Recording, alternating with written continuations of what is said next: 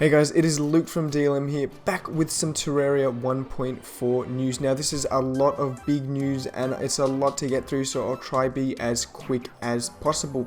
So the first thing we're going to start with is of course journey mode. Well, that's what the whole of today is about. But the first thing we're going to talk about is how it actually works. So journey mode is a new game setting that you pick when you start a character and when you start a world. You can only play journey mode characters in journey mode worlds and no normal characters in journey mode worlds.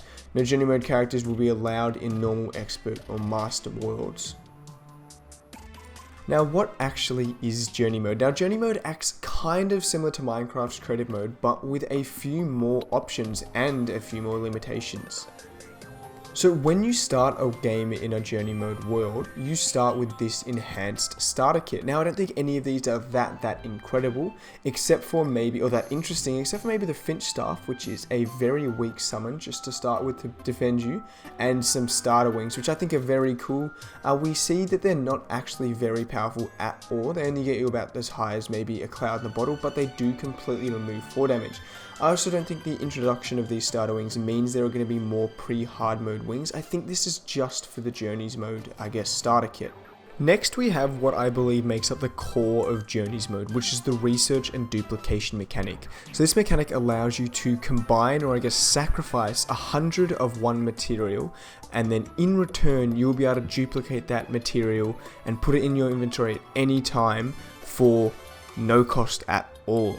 So in this example, someone's put 100 wood in, and now they can grab 100 wood from this new sidebar in journeys mode and they can put it in their inventory whenever they would like. Now you can do this with any item in Terraria, or 5,000 of them. Do not worry, not all of them cost 100, so you will not have to sacrifice 100 Knight's Edges if you ever want to duplicate that. For most weapons it looks like it's 1, for most blocks it looks like it's either 100 or some are 1,000 potentially. Now don't worry, there is a very quickly searchable interface to find what you need with tabs and a favorite system. Next we have some equally as exciting features, including the ability to change the current weather in the world, change the direction of the wind, change the time of the day, and lock the time of the day, so you don't need to worry about changing it. Following this we have a super cool feature, which is the ability to change the spawn rate. We also have the ability to change the difficulty of the world from journey mode to normal to expert mode or to master mode. So I can imagine some people doing master mode with times 20 spawn or times 10 spawn rate, except I don't even know if that's possible. The other exciting thing about this is it is an analog slider, so you might be able to have it like halfway in between expert mode and master mode, because I believe that master mode is just a stats based change.